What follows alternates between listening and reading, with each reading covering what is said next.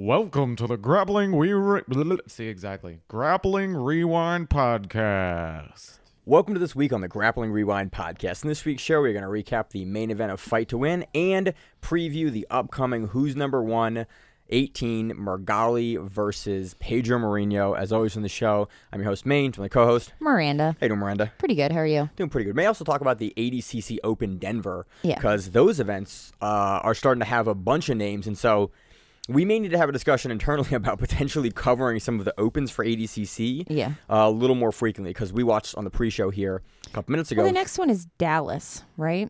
There's one in Dallas. I think June or July 17th. One of the J months, 17th. June, because it's the beginning of Globetrotters Iceland, so I can't do it. Okay. So I was debating doing it, and then I was like, I can't. I would have to do it and then fly to Iceland the next day, and Right. that just sounds like A little too much. a little too much for me. So ADCC Denver happened. Seems like it was great. I wasn't at this one. I probably will be at Dallas, but I don't know yet. Kind of got to finagle my schedule to figure that out. Maybe some judging out there for that. Well, but that's fun. we saw a whole host of names. A bunch of people returned. Women's division had Rose Namajunas in it, had Jasmine Hosha in it, had Helena Carver in it, or Cravar in it. John Hansen was out there. Mateus Lutes came back after. We're not seeing him in a while. He came back. We think he won his division in Denver. Overall, just a huge host of big names that we typically only see at big tournaments all together flying out for these opens. So we may have to kind of begin to cover these more, which I think would be really cool. And the only reason we would consider that is if all of the names were kind of consistently as big as they are. And they are. So, well, it seems like they're going to, because it seems like people are using them as kind of their preparation for trials. So, I mean, Zach and I did some commentary this weekend down at Copa Virginia. You can find those matches over the next couple of weeks as they come out on the Copa Virginia YouTube and page. On their Instagram page. They'll post them. And we talked to a couple of guys there. We did some interviews. Everyone's using pretty much every tournament now as a prep for trials. Yeah. And Cameron Hurd won that division. It was Cameron Hurd versus Charles Gigisco. Yeah. And when the match comes out, you should watch the match. Yeah. It is Cameron Hurd is a really good wrestler. He's and Silverback Nova. Is that where he's from? I'm pretty sure that's where he's from, because I think it's a Tom DeBlas offshoot.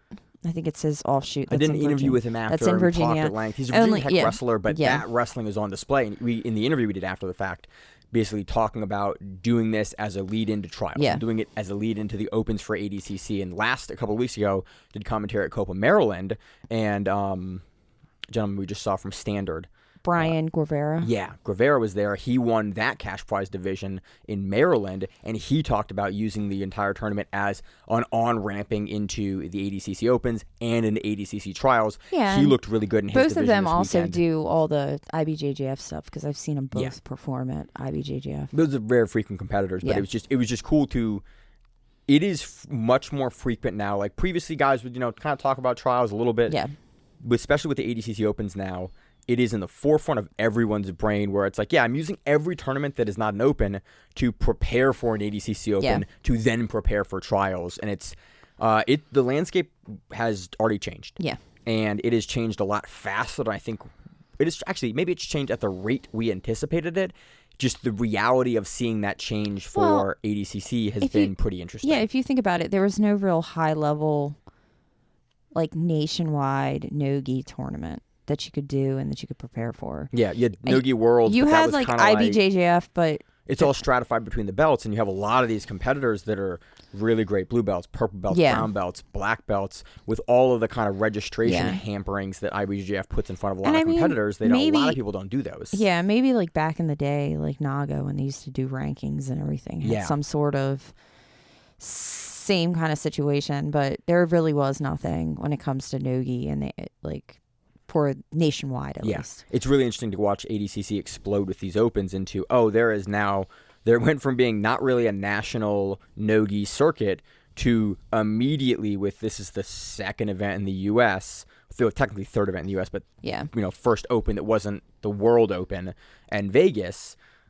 People are immediately shifting their training schedules to go the opens are the thing I do now. Yeah. Which is just in two events that kind of that level of change has just been very interesting to watch firsthand, kind of both within the ADCC organization and outside in interviewing some of the folks from the community who are immediately talking about, oh no, we're going, and a lot of the folks we've spoken to, privately between Grappling and Miranda, just myself and you, people are talking about going, oh, when's this open? They're already scheduling, like, oh, I'm going to fly out to this open in a way that I think a lot of people didn't used to travel that extensively for. You kind of wait till a thing came to your region and go to it. Yeah.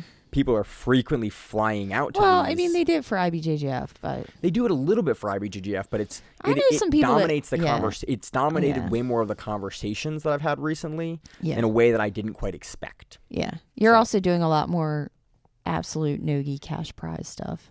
Yeah. Which those people are definitely going to go more towards the ADCC side as opposed to IBJJF side. And they're on that circuit anyway. So it's been, we've done a lot of commentary for Copa Maryland and Copa Virginia recently. So in speaking to those folks, they're actively pursuing those professional organizations and professional events and divisions. So it's been interesting. It was a great weekend, some great matches down in Virginia. You should listen to the commentary that Zach and I did if you want to hear us talk more. Yeah. But where do you want to start today? You want to start? I think we should start with the preview for who's number one because that's a great card. And if you're not going to oppose, then let's do it. Any news this week? I don't think there's any news other than Denver Open. We had Maisa Bastos leaving Unity. Was that this week or last week? That was this week. Okay, so she left Unity and went to AOJ. AOJ. Her wife's at AOJ. No, you're talking about Margot Cicerelli is at AOJ and her wife. Okay. So AOJ now has a bunch of... Is Khan still at AOJ? Jessica Khan? I believe because she just won the SEA Games again, representing, I think, the Philippines. I think it was this week or last week. I believe she still does. Yeah, but she's represented them for a long time, and she consistently is like one of the highest level competitors at the SEA Games, representing her country. But she went out and won that again. So they're kind of building a pretty large contingent of top level smaller still women. Says AOJ, so okay.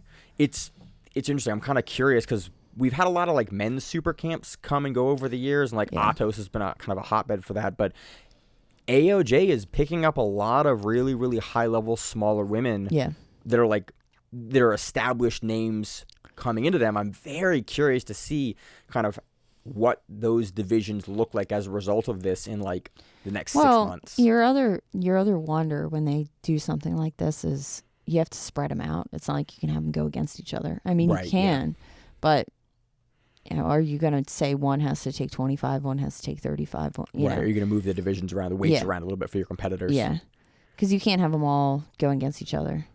I mean, you can. It's just hard. It's just hard to do and keep a dynamic in a room that works. But AOJ tends to, they have some really interesting competitive team training where that's a frequent kind of feature of it, where they like do the circle thing, and you can listen to AOJ training from other folks, but it is an interesting development at that camp that there are now a bunch of the smaller world-class women in that same room. Yeah, true. So that's interesting. Any other news? No, I think that was the only thing I remember from I think that's it. ADCC added some new rules for Denver. We can probably talk about that later, probably a different episode. Yeah. Once they kind of get codified. I know the folks over at ADCC on the rules, folks are in the process of doing a big rewrite to release like a new rules video, a new rules thing, and get everything all laid out. They did add beanbags for the kids divisions at this event. Okay. Basically for anything under adult, I think the coach now has a beanbag that if you want to call the match, you can. And I appreciate that because it puts a little more onus on the coaches to make a call. Then you're not screaming at a ref for why didn't you stop it because you had the ability to stop it. So I think that's good, especially for the kids divisions. I would like to see that more. We have other organizations that have challenge flags like that. Yeah, it's nice to see it. It's difficult, and it's difficult as a ref doing a kids match because like when I ref for Good Fight and I do kids matches, I have to stop them if they get to a point. Yeah. And there are some times where I kind of look at the competitor and then I kind of look over at the coach and I kind of look at the competitor, and I do it a couple times to see what the general consensus is, Like I'm not just going to call it like nilly-willy, but there's sometimes where I'm your like, decision a little better. And sometimes I'll be like, you got to work out of this, or I'm going to call it. I'm going to call it, and I look over at the coach, and like if they I'm going to call it. Yeah. And then, or the coach gives you eyes like, I'm good with calling it right here. Yeah. But or the coach starts screaming tap, and I just, call it. And you call it. Yeah, but I just like that new rule, and so Denver was the first event that had that for kids and juveniles. Well, yeah, and I think it's a great I'm feature. sure it's a little more complicated with the big mats that they have. Yeah, there's to be able to hear. Yeah. Yeah. We saw that at when I was judging at Costa Mesa Open for ADCC was like the corner from, if you have a judge on the blue side or on the red side, the opposite corner of that mat is like that's like 35, 40 feet away, if not more. And because you can move the other mats, and the kids don't do that as much, but that's some distance in a big arena. It's kind of hard to hear. So I think it's a great feature. I'm happy that they added that. Denver was the first one to have it. Some other minor rule changes, but we'll talk about that probably at a later date. But it was interesting that they added that feature. So let's move on to the preview of Who's Number One. Tezos Who's Number One at 18, presented by Fat Tire. Nicolas Meregali versus Pedro Marinho. This is the first gi match that Who's Number One has had in a couple years. First main event. Sorry, they may have had some undercard gi matches, but I think this is the first main event gi match they've had in like 2 years. I don't remember them doing gi, only because the first one was Jimenez versus Keenan, and that was a gi match. That was the first Who's Number One back in like 2019. Oh, okay. And that was before. Okay. So I remember Who's Number One around the same time as COVID, because right around COVID was when they would do like, maybe it was late 2019, early 2020 was the Keenan and Jimenez match. That was the first card. That was a gi match. They've changed their rules so that they're unrecognizable. They were using points back then. Their rules are unrecognizable now, but we haven't seen them showcase gi on the main card in the main event for a while now. Yeah. So this is interesting. You pull Nicolas Meregali back in the gi. Pedro Marinho. Well, he wanted the gi. He was bitching that no one would go against him in the gi. So if you don't know, Nicolas Meregali was a gi-only competitor until he announced he was doing He got invited to ADCC 2019. Yeah. He was going to do it. He wasn't training any no-gi. Something happened. I think he got injured or decided not to do it.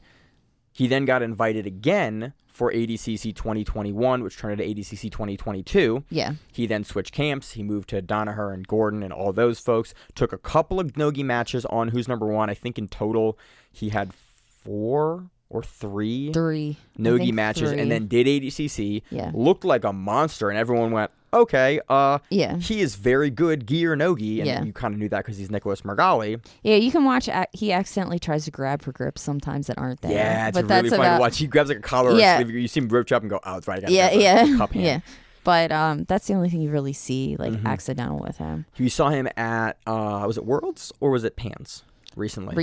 It was Pans because Worlds is in June. Yeah, we saw him at Pans look amazing in the gi, win weight and absolute, I think. Or both looked amazing. And now we see the only thing that ever happened to him was he got his back taken in absolute finals by Muniz. No. Hugo? No, Eric Muniz. Yeah.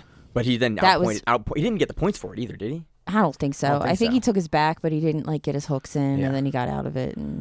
So I'm interested in this match again. The easy pick here. Yeah, the easy pick is Meregali. That being said, in the Who's Number One rule set, I don't think there's points. No points. So it's gi. They could change it up when you get Meregali. I don't know, man. They better tell us if there's points. I don't think there's points. 15-minute match, right? Are you sure? No, not at all. But that's I gave you the question I I know because Flow Grappling hasn't told us very much information. Yeah, about so what the hell is right now we don't even know who the undercard matches are. So we're on the float. We don't even know how long the matches are. No, we don't know anything. So let's preview it as a normal match. A 15-minute Who's Number One match broken up into 3 different periods. So Pedro Marinho is a monster to get down. Yeah. In no-gi. He is. In gi, he is also a monster to get down, but Nicolas Meregali is also fairly hard to take down in gi as well. I think Meregali's going to have a size advantage. But isn't Meregali normally pull? All the time? He pulls a lot. Yeah. I think you're right. I think Meregali's going to pull here. I think against Marinho, he's going to pull.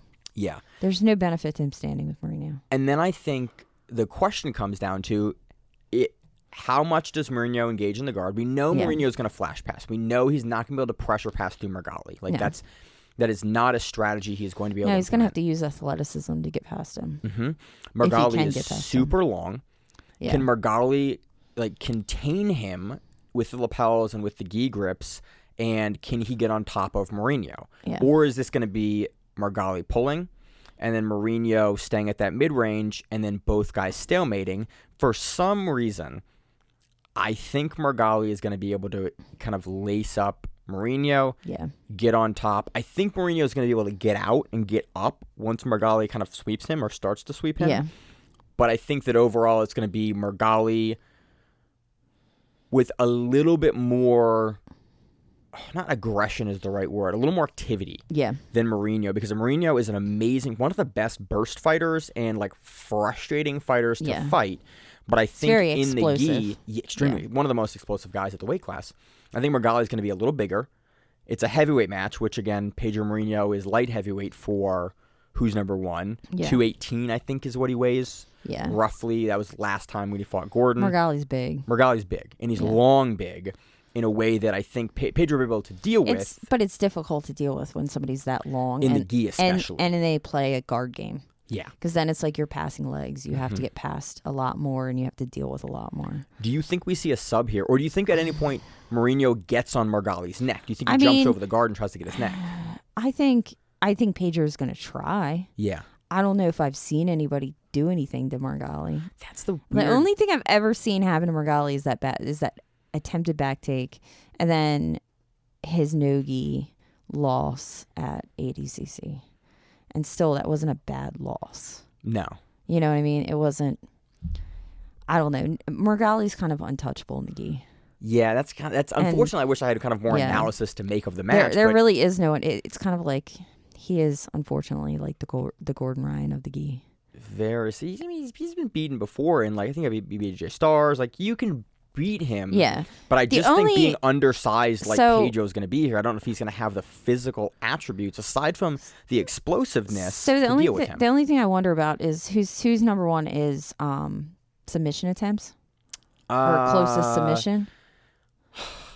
So I think that is correct. It's closest because they do it by period, but I want to say it's submission attempts and maybe almost like MMA scoring, whoever's the most aggressive and it's sort of it's kind of like it's like a modified fight to win sort of, but it's more on submissions, but also they do consider positional and aggressiveness as well. The only thing I could think of is if Pedro just goes balls to the wall for 15 minutes. Kind of what we saw him do versus Bodoni. Yeah. He just was the aggressor there and taking Bodoni down. There's a possibility if he can do that and he keep that up, he can not get controlled and he can just spam him, that he could win. But I don't see that happening. But that's the only way that was actually I think it's a pathway to victory. I think it's what Marinho should do. Yeah. But I think that Meregali is going to realize that Pedro is doing that and going to slow him down. Again, I don't want to disrespect Pedro's gi game. Pedro is a very, very good player in the gi. He's one of the few guys that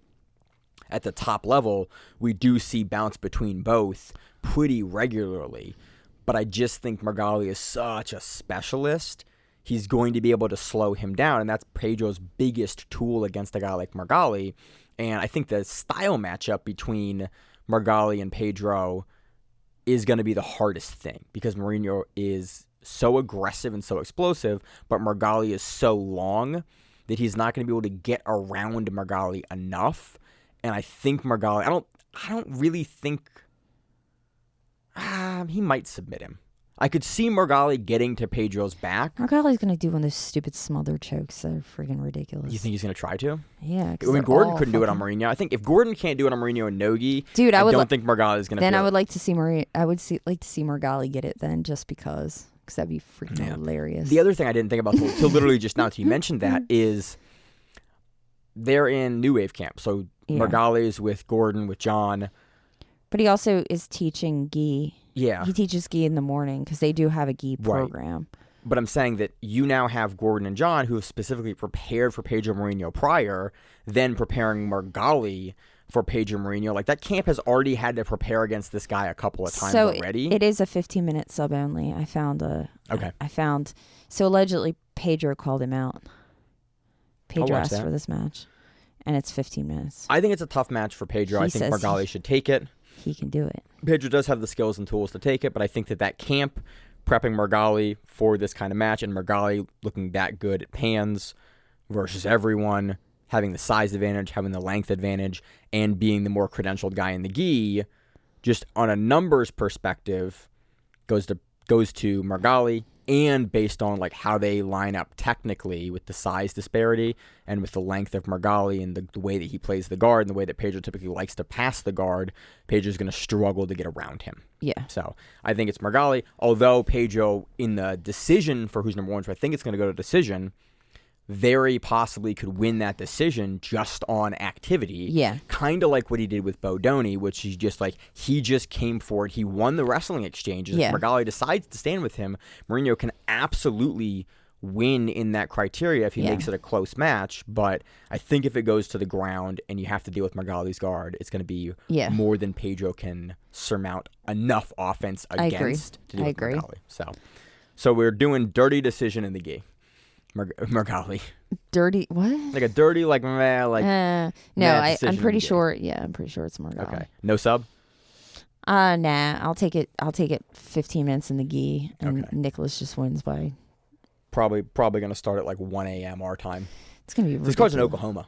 I know. So which Oklahoma's only an hour behind, so that's at least a benefit. Speaking of Oklahoma, in the co-main event, we have Rafael Lovato Jr. versus Elder Cruz at light heavyweight.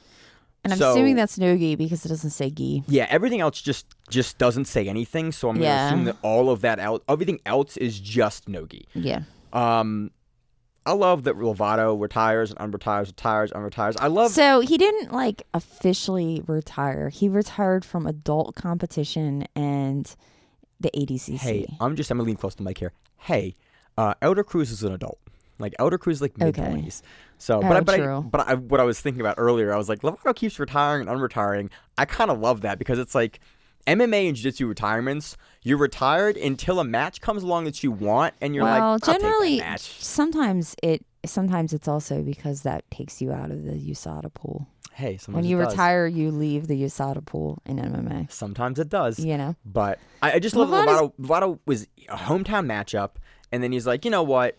I'll come back for this match. I'll do this match because I think Elder Cruz is a fun guy to see him against. So the Lovato we saw at Brazilieros was great in the gi, with that cross choke from mount that he hit almost everyone with. Yeah, like if that guy shows up, this could be a tough match for Elder Cruz. Lovato's last, I mean, I want to say I watched his run at Europeans too, and he like crushed people at Europeans. Yeah.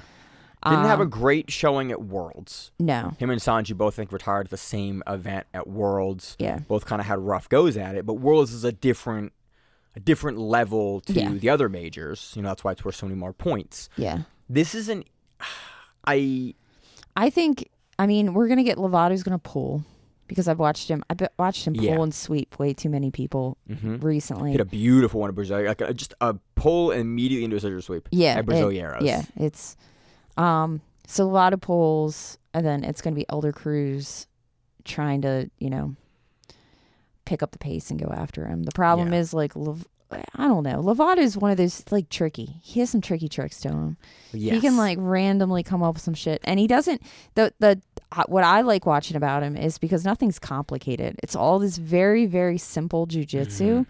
And he done the best that anyone's ever done. Yeah, and he just does it. He does something to you like cross collar chokes. Yeah, like you couldn't really do anything to stop it. So Elder Cruz is a guy that, again, typically kind of like Pedro Marinho in the main event here, is super, super aggressive. Yeah, and then he will do kind of very similar to Marinho, where like he'll put you in a place and then do just enough. Yeah. To like be allowed to stay in that place without forcing movement or penalties. Yeah.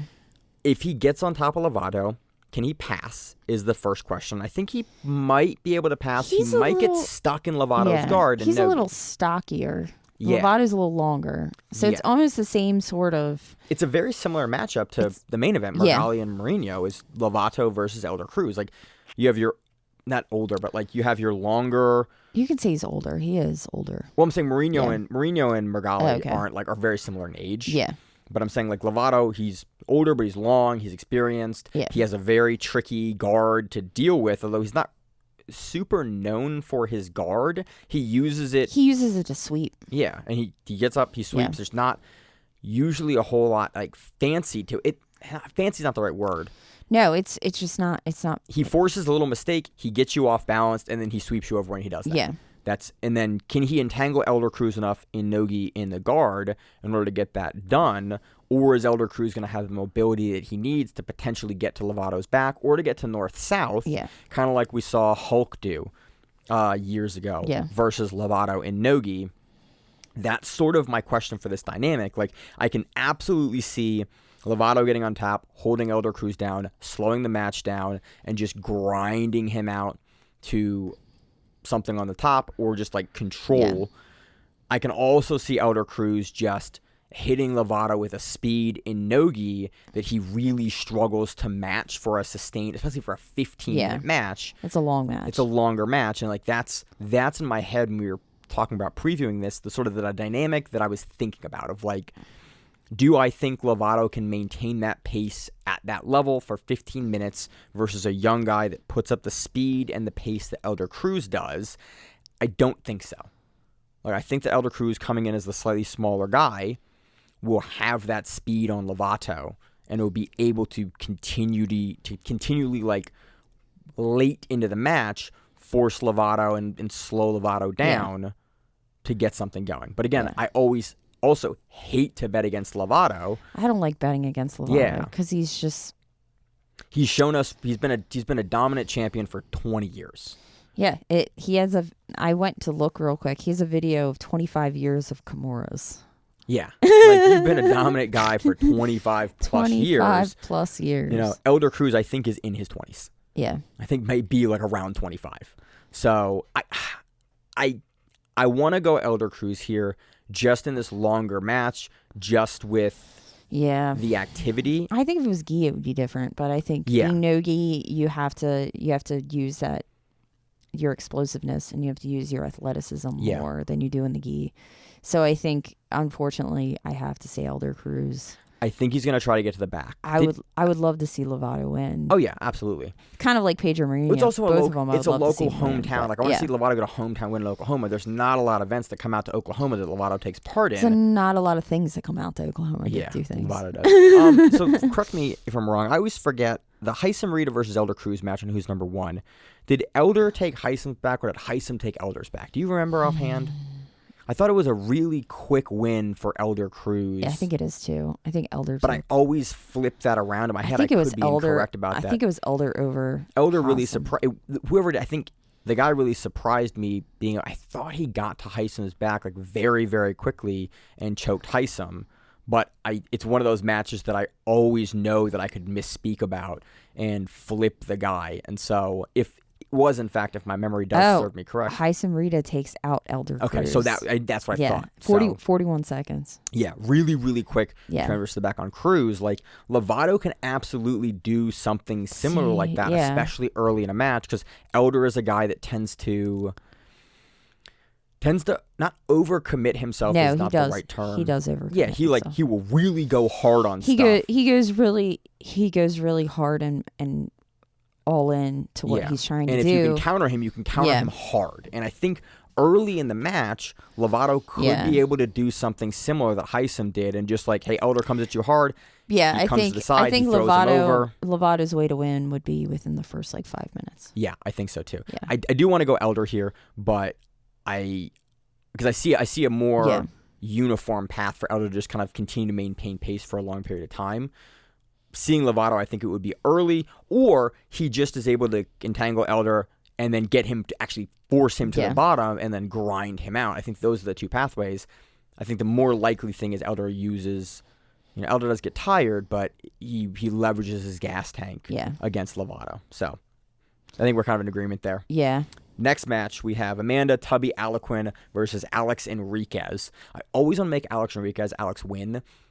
Very different women. Yeah, two very different women. Alex Enriquez is out of Atos, Atlanta. We looked her up before, or we looked her record up to see kind of, I think this is a really, really well-matched fight. Yeah.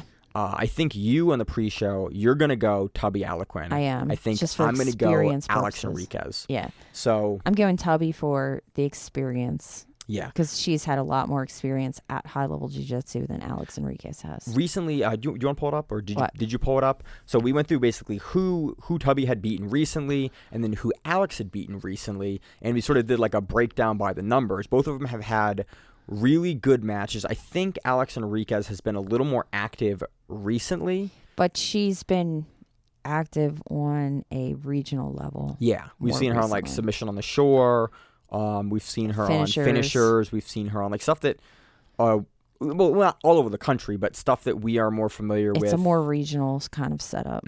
Against where she's one of the top seeds coming into those events. Where Tubby is only, in 2022, she only had one match versus Brianna St. Marie, and she lost on who's number one. It's also Brianna St. Marie, like ADCC silver medalist, trials winner, 2 times trials winner. It was a split decision, so it wasn't like a loss. And that was a close, again, split decision on who's number one means it's a close match. And I recall like being really impressed with Tubby on that match, and Brianna St. Marie trucks through most of her competition most of the time, so that should kind of speak to. And we've seen Tubby for years and years and years. You had some of her other like fight to win matches as well, and in 2021 I think she had a few more matches, right? 2021 she won against Patty Fontes, fight to win.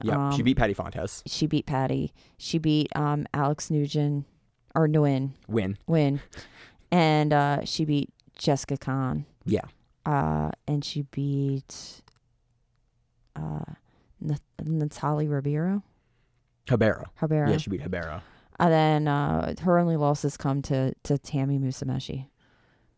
So, which is still, I mean, and then Tammy is top level too. Like you go look at Tammy in 1FC, go look at Tammy at the Worlds. Tammy is phenomenally different. We saw Tammy recently on Nogi Pans.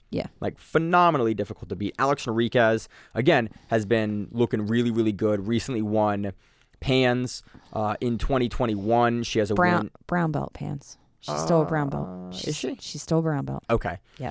She has a win over Heather Rafferty. She has a points win in 2021 trials over Fatima Klein. Also has a loss to Brianna St. Marie in that trials, and that was in the finals. That was East Coast trials. Yeah, I remember watching it. We watched it live. We were there, and I was really impressed with her game. She has a loss to Jasmine Hocha at ADCC trials on the West Coast trials. She then has some really, really nice wins on some other events. She did Absolute at Subversive. She went against Paige Yvette. She did get darsed by Paige Yvette, but Paige is also 40 to 60 pounds bigger than her. Yeah, she is larger than her. She beat Grace Gundrum recently at finishers. She beat Chrissy Big. In overtime.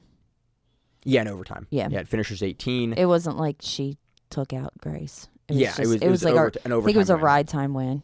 Yeah, so what I like about this match in the pre-show is that I think you're going to go Tubby Aliquin here. I am. I'm going to do what you always do, which is pick the underdog. You want the dark horse? I'm going to go with Alex Enriquez on this one. I just think that although I will totally agree that Tubby has the more recent top-level wins in top-level competition, I think that watching how active Alex Enriquez has been and like the pieces of her game, again, going back to the trials, like I was so impressed with her at both trials, East and West Coast trials for ADCC. Well, the other factor is that Tubby can just pull.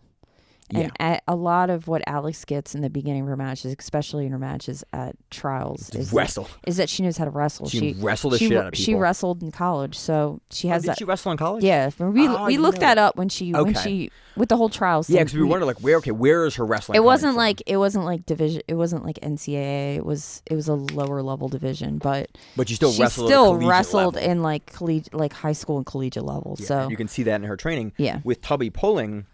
And we know Tubby Aliquin's going to pull here. Like, then we know that's what she's going to do. Then it's just a passing situation. Do we think that in Nogi, Alex Enriquez can get around? It's like, I don't know, but I think that she can put up enough offense that she's going to get a decision. That's kind of how I think the match is going. Tubby can also go after the legs. And how good is Enriquez in Enriquez she got leg locked by Jasmine Rocha. Yeah. So possibly, that's an avenue for Tubby to win. And we know Tubby does have good leg locks. I think she leg locked Cleta Alencar. Yeah. Yeah. And she had fight to win. like a toe hold and all kinds of stuff. So she's got really good toe holds. We've seen it for years now. I don't do it often. I just think the top pressure in the offense and the amount of offense that Alex Enriquez is going to put up is going to win a decision over Aliquin, but again, watching Aliquin get to the legs wouldn't surprise me. No. But I think this is the big breakout on who's number one for Alex Enriquez. Okay. We don't agree, but that's okay. So how do you think Tubby's going to win? What do you think? I think toe hold or some kind of knee bar or something going after her legs. When Alex overcommits on the because on the guard game. I think Alex is going to have to do a lot to pass Tubby's guard, and in passing, she's going to get something. Okay. I think it's a really reasonable take. Because she's going to have to. There's no like huge size advantage. If Alex was like so much bigger, then I would say she could just like crush the fuck out of Tubby and not allow Tubby to come after the legs. But it's going to be really hard to pass Tubby unless you like stand to pass or you try to like outside pass. And so you're going to have to try to outside pass her, which means she can just roll up on your legs. Which is something we know. So, and if not, it's just going to be a boring ass match of Alex trying to pass from her knees and not being able to get anywhere. Because you're not going to be able to pass Aliquin from your knees. Yeah. Like probably you're going to have to stand up. It's going to be extremely hard to do that. And so by standing, you give her the legs. Okay. Interesting dynamic. I'm happy that I don't know how you argue for the dark horses all the time, but I'm trying to come up with a counter to what you just said. I'm like, that sounds reasonable. Again, so I think I could be completely wrong. I have some theories on different ways people handle things, and maybe I'm wrong, but hey. She could also overcommit on one of the legs, and Alex could pass her and get them out and just freaking crush her out. You know? Yeah. So I think it's good. I think we have we're not going to agree on everything, which is great. Because then next week when we talk, it's like, hey, this didn't work out. Next match we have anything else from that one? No. That should be a fun one. That's kind of this will be a nice measuring stick match because we don't see Tubby compete super frequently. When you see Alex compete all the time, can Alex get over the woman like Tubby Aliquin? So next match we have Jacob Couch versus Isaac Michel. On the pre-show we had a big question of. We know where Jacob Couch is training. Yeah. Where is Isaac Michel training? Because he used to be a B team. Yeah. He's no longer B team. He left B team. He was at Legion for a little bit. He did seminar tours for a little bit. Kind of wandered around a little bit. We think he's at Brazilian Fight Factory, which is in Austin, which is with Cody Steele, all of the Tackett's. Yeah. William, Andrew, Caleb, all the Tackett brothers. Yeah. And that room is monstrous. And those guys train really hard. And I think possibly is a really good fit for someone like Isaac Michel. The question is, we know Couch is going to try to wrestle Michel. Yeah. And then we know that Couch is going to go for the legs. Yeah. So you think he's going to try to wrestle him, or you think he's just going to sit and try to go after his legs? They both can wrestle. Yeah. It wouldn't surprise me to have Couch wrestle a little bit of this. Yeah. It also wouldn't surprise me to have Couch pull immediately. Like in ADCC, we see Couch wrestle more, but we also frequently see Couch just decide to pull and immediately look for the false reap and all of the leg entanglements. I think with a guy like Isaac Michel, I think that Isaac probably has better wrestling. I don't know why I think that, but I just think that he does. I have not, again, from his trials wins. Yeah. Like looking at Isaac Michel's under 99 kilogram run at Oceanic Trials, I think his wrestling overall is a little stronger than Couch's. But again, Couch can absolutely wrestle too. Couch is a guy that prefers to sit and go for your legs. Yeah. Given how much time Isaac Michel spent at B team with all of the leg lockers, and given he was like Craig Jones's right-hand guy for 4 years almost, quite a while, something like that. I think that it will be astonishingly hard for Couch to leg lock Isaac Michel, but this is also a tale as old as time where it's like, you can't leg locker and then they get leg locked. And Jacob Couch also can like throw a triangle out of nowhere. Yeah. And Couch is really good off his back. He's very quick and he's extremely strong. And those are all attributes we know. Those are all things we've seen Couch leverage. I don't like to be disparaging towards people, but we all remember the Isaac Michel match that lasted 1,000,000 years and his inability to finish a match. Finish Couch Chambers. He couldn't finish Chambers. So that you kind of add that into the mix. Yeah, was that the most recent Who's Number One match we saw for Isaac Michel? Or was he on something I believe else? so. I believe that was the last time I recall him. And Isaac Michel, and to his credit, after the match, he was like, "Look, I've been only focusing on ADCC and getting points. Well, yeah, and I didn't go into this match, having to tighten up my subs." Yeah, and Chambers did do like the prayer hands thing. Where it's like Chambers didn't put up a ton of opportunity for to escape and position. there wasn't any like stalling or anything. Right. Like it was an unlimited time match. You got a weird dynamic from both guys, but Isaac Michel was obviously the better guy in that match, but was unable to get anything going until an hour. Like I don't know. I fell asleep on it forever. I don't remember. They put it in a broom closet at the end, and then we saw the final on Instagram later. That was a hugely horrible card for that.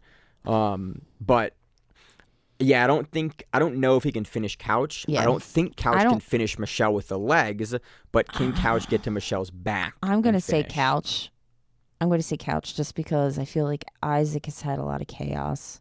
Yeah. I understand that he's probably at a team that's very, very good at this point, but is he really comfortable in his surroundings and his training at this point? Because he's moved around a lot. Or is he getting his ass handed to him every day, day in and day out? And getting super, super good. Yeah. We know Couch is it with the Pedro guys, and like he's in a consistent training environment where we've seen him consistently improve. Couch can sometimes not perform. Well, we saw him on Unrivaled versus Igor Tanabe, and Tanabe took a really, really kind of quick. Was that Couch or was that Tackett? I messed up. Who was who? I don't remember. I don't have my notes in front of me. Yeah. I didn't bring them. I think Tanabe beat Couch by rear naked choke in that one. But I think Tanabe's also, Igor Tanabe, Fat Ninja, is much bigger by a little bit than Couch. Not much bigger. He's bigger than Couch. No, that was Tackett. That was Tackett. Okay. That wasn't Couch. Couch was on the same card. I forget who he went against on that card. I'm looking it up. So keep on speaking. Keep on speaking. So this is interesting. I think overall, we take the leg locks out of the scenario for both guys. Couch has amazing leg lock defense and offense. Michel has amazing leg lock defense and offense, given all the years he spent with all the B team guys and Craig and the guys at M1A1. All of those pedigrees, I think, kind of go out the window.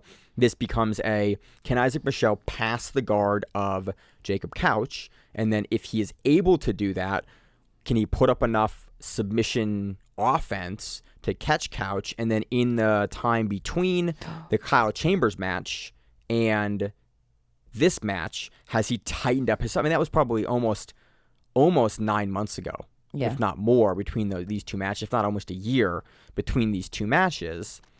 How much can you tighten up in a year? You can be a completely different person a year later. Yeah. He very well could have tightened up that submission offense, but again, we know Couch is super dangerous off his back. So those are the kind of dynamics of the match that I'm looking at. What'd you find out? Freaking Flo doesn't know how to write all their rankings that well. Like, I know how to get to them, but I don't know how to get to them that way. Yeah, the website is absolutely a nightmare to navigate. Not the easiest. On mobile, it's amazingly hard to do. You have to go to the desktop. It's really good. It works really well, but it just doesn't. You have to. It doesn't load. So he did lose. He did lose by rear naked choke to Tanabe. It was okay. But I think Tackett was also in that card, and Tackett did. I think Souza versus Souza. Couch was a super fight. Yes. And then I think Tackett was like a bracket. No, Tackett was with a super fight as well. I think it was versus Satoshi's guy. Oh, okay. Roberto's guy. Oh, okay. Yeah. So again, can Michel do what Tanabe did? I don't really know. What do you have a pick for this one, Miranda? I've kind of talked around the match enough. I'm going Couch. Okay. Because just based on what how it looked on the last season of one card. So Couch did lose to Tackett. He lost to Andrew Tackett. Yeah. But it was points. And that was open for ADCC. And that was the absolute finals for ADCC Open. Yeah, then he won that was a close match. Against William Tackett. Yeah. At who's number one. I'm just trying to think of who he has in the room. So he's won against, if Isaac Michel is at Brazilian Fight Factory, they both have people that have fought each other. Yeah. So, I mean, I'm going to go Couch only because I feel like Couch has some sort of stability in what he's doing in training. Yeah. And I think that he does have the ability to kind of pull Isaac into his guard and play whatever game he wants to play. I don't think it's going to be by leg lock. I think it's more of a triangle situation or some kind of choke as opposed to. We saw Chambers hit that really, really tight triangle that Yeah. almost finished Isaac early, or not early, at some point Yeah. in their 2-hour-long match. So Yeah. it's definitely something that he can hit. Yeah. I'm going Couch, but only because I like Couch and I think he's. I like Couch too, but I want to go Michelle because he's a Brazilian Fight Factor now with the Okay. guys that have beaten him. Okay. So this is a camp pick for me. One that's beaten him. One that's beaten him. Yeah. But again, you have a camp that's prepared for a guy before. Yeah. I, for some reason, rate that super highly, even though it actually, in reality, doesn't mean a whole lot. No, times. but it means you have at least done the background on that person. Okay. Do you think he submits Michelle or no? Sure. Okay. Yes. By? Triangle. Triangle? Okay. I'm going triangle. I'm going to go Michelle via decision on this one. Next match, we have Dante Leon versus Ruan Alvarenga, lightweight match. Yeah. Dante, they're somehow getting him to go to lightweight. Yeah. Good for paying him enough to get him to go back to lightweight. Yeah, you must be paying him a lot because when he was at 50-50, like he basically was like, fuck that, I'm not going back to that weight. Because you that did was a seminar with him at 50-50. Yeah, one of the questions was about him because he was talking about his diet and how much he has to diet to get to a smaller size. Because he's not really a big dude, but he's definitely thick. He's stocky. Like, He's got big shoulders. He's got some weight to him. And he was discussing, I really was interested in, he was talking about how he does really simple lifts. Like he does deadlifts, he does front squats, he does like very simple lifting. He says he doesn't do any of like the complex Olympic shit because he's like, I don't have the time to learn it and I don't want to fuck myself up. So he does all the real simple shit and just a shit ton of wrestling. And I mean, he seemed like cool as shit. He was fun. But I like both of these guys because I like Ruan Alvarenga too because he's a Marcelo guy. I mean, he had that really close match with Gabriel Souza at ADCC where he almost put Gabriel Souza out. Yeah. Maybe did put him out. I don't think he did. Yeah, But we don't know about that. But again, that speaks to That's we such a know how weird- good Gabriel Souza is for you to almost be able to put Gabriel Souza out. Yeah. I think this is going to be wrestling. I think I give the edge to Dante in the wrestling. I think Ruan's going to be a little faster than Dante because, again... But I think Dante has seen it all because he comes from that, like, Ohio... He's Canada, but he, like, lives in Ohio. And Spent a lot of time in Toledo. Yeah, and he has all those freaking corn-fed wrestler boys to deal with. And I feel like he is on the circuit all the time. He's around. Yeah. I think it's going to be harder. I think he definitely has a strength advantage over Ruan Alvarenga. Yeah. I think he's going to be stockier. He's going to come in bigger. And Dante has both. He can wrestle, but he can also pull guard and fuck you up from the He's got a bottom. really wild guard game, and he's got a great wrestling game. I think this is... Again, watching Ruan be able to grab Leon's neck wouldn't surprise me. I also think Ruan went back to Brazil. I don't think he stayed at He's not at Marcelo's anymore? Yeah, for whatever reason, I want to say that I saw something. Because you saw him up when you guys went up to Marcelo's pre-ADCC. But that was pre-ADCC. Yeah, that was Right. over the summer. So I think I give this one to Dante just because I really like Dante's game at Who's Number One. He's just... He never doesn't give guys a really hard time. He can be beaten, but he can never he doesn't usually get beaten super clean. It's always like a close match. He had that tough match with Micah in there, but we know how good Micah is, and that was a close match. I think we kind of see a really similar Dante Leon come into this match versus Ruan Alvarenga. Again, I haven't seen Ruan in a little bit, and that's probably because we haven't covered the IBGF stuff and other stuff that he's been doing. I mean, what I see is he hasn't done anything since ADCC, but I could be wrong. But BJJ Heroes could also be wrong with that. Yeah. I give the edge to Dante here just because I've always consistently been impressed with all aspects of Dante's game. Yeah. And then especially he is so familiar with Who's Number One. He knows how it's scored. He knows what he needs to do. He's had the tough match with Micah at Who's Number One. He's had all the other matches at Who's Number One. I go Dante just because I think overall he knows the rule set better and he's going to be able to fight Ruan tactically in a way that will allow him to win the rounds or win the periods and get the decision. Yeah, this one, I go back and forth with this one. I want to say Dante, but I don't know because I think Ruan has a really like tricky game, and I think he has the ability to, maybe technically Dante is good, and Dante has a very solid game. But Dante, I don't think, is as technical as Alvarenga is. Yeah. I think Alvarenga could try to technically beat Dante, and Dante might overcommit on something, and Ruan takes advantage of that. Kind of what we saw in the Michael match. Yeah. Like, that's how I see, but I don't know. I don't know about that one. That one's kind of up in the air. Right. I want to say one, but I want to say the other one, so I'm not going to pick either. Okay. Well, let's go on to the next match then. We're running out of time. William Tackett versus Francisco Lowe. So we've talked about Francisco Lowe a little bit. We know William Tackett. William Tackett's a monster, ADCC Trials winner. We've been covering William for years and years. I did an interview with him back at Kasai in 2019 before he even blew up and won all the trials. Francisco Lowe is not a guy we've talked about a ton on the show. We know he's very good. He's a newer We've seen black some belt. highlights from him. His biggest highlight that we've seen is his jumping flying triangle armbar in IBGGF over Oliver Taza. Yeah. We know Oliver Taza is very, very good. It was basically off a pole that Taza did, and he just jumped over. He was in BJJ Stars. I think so. He was in the card with the military hats. Yeah, the battlefield card. Yeah. He's good. I think he gets eliminated earlier that one, but he looked good in it.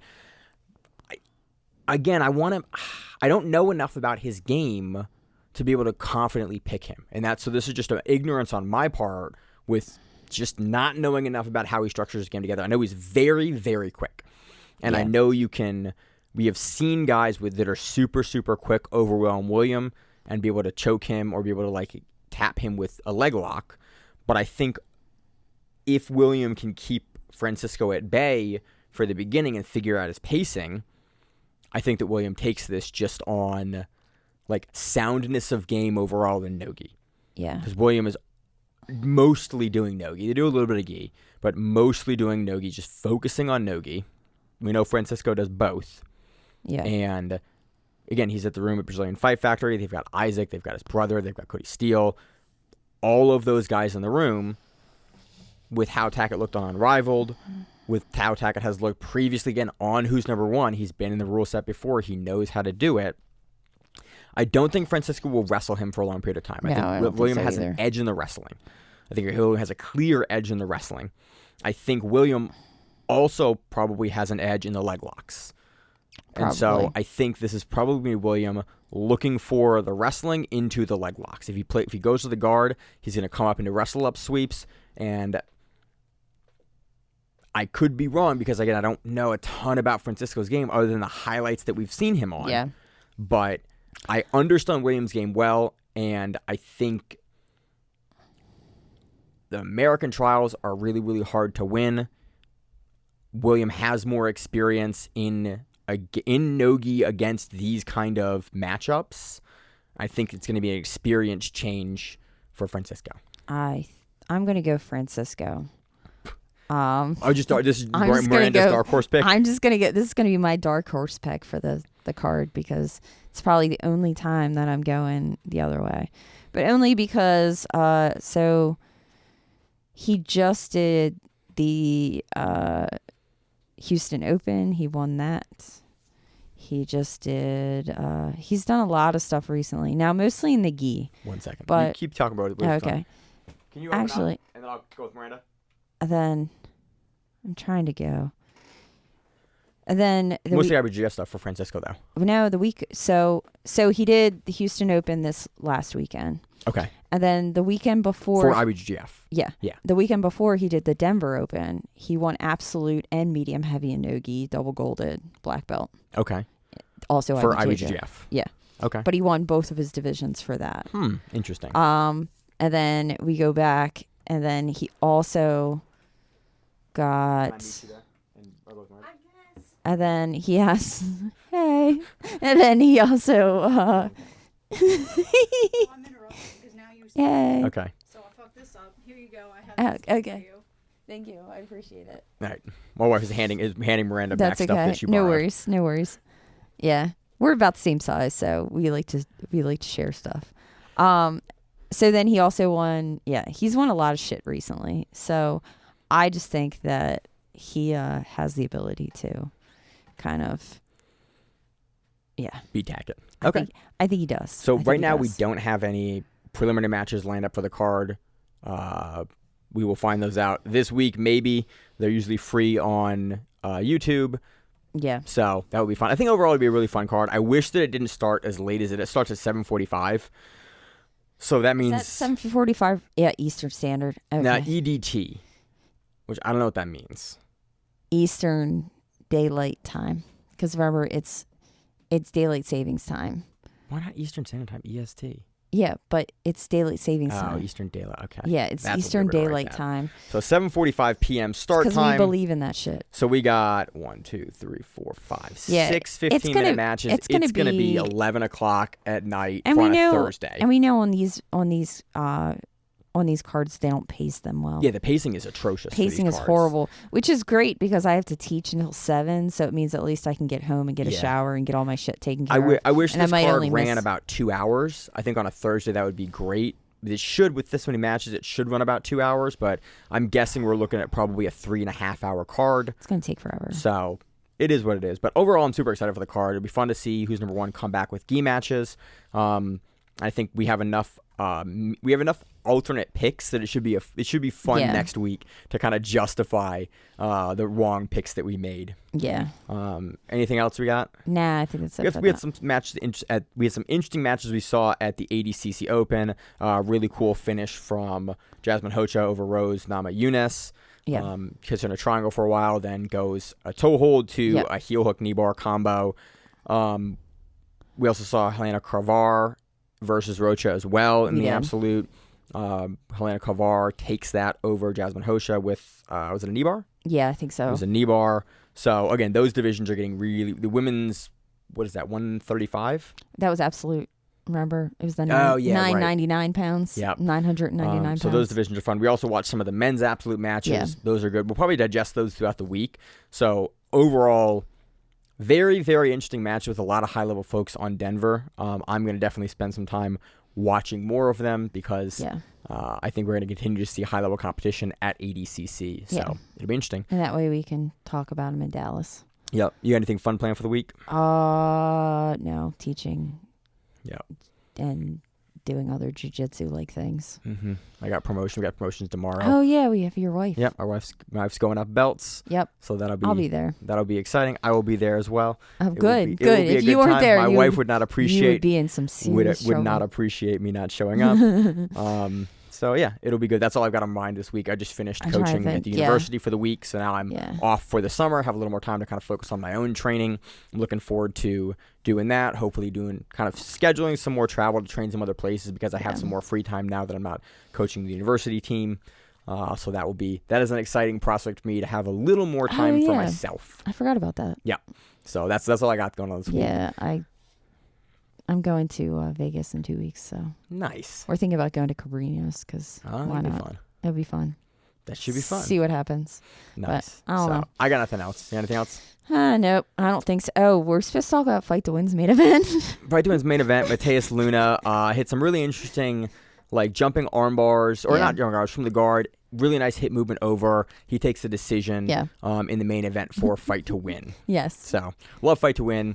Interesting main event. I think that covers everything we were supposed to cover. Oh, main event for finishers next week. Oh, It yeah. is- Fabian Ramirez and John Battle. Yeah. Yeah, this has been an interesting week Yeah, for this me is- mentally. And you're this- super tired this from the yeah, wedding. Yeah, this is an interesting podcast we right here. Yep. So we'll Main event should be fun for finishers. Fabian Ramirez, we saw him on Who's Next. We've seen John Battle for years and years Yeah. and years on the East Coast scene. And, overall. we've seen them both on the East Coast scene for Yeah. quite a while. Fabian trains at Sarah BJJ. Yeah. Where's Battle out of? I always figure out Battle's out of McHugh, Okay. which is a Ricardo Almeida school. Yeah. It's 155? 145? I didn't see weight. Okay. Probably one of those two weights. yeah. Both guys walk around. I would say 55. Probably I don't 55. I don't see them at 45. Yeah, that's a big cut for Battle, I think, Yeah. nowadays. So, should be a fun main event. Look for a lot of leg lock entries from both guys. Yeah. I think that'll be a classic finishers leg lock main event.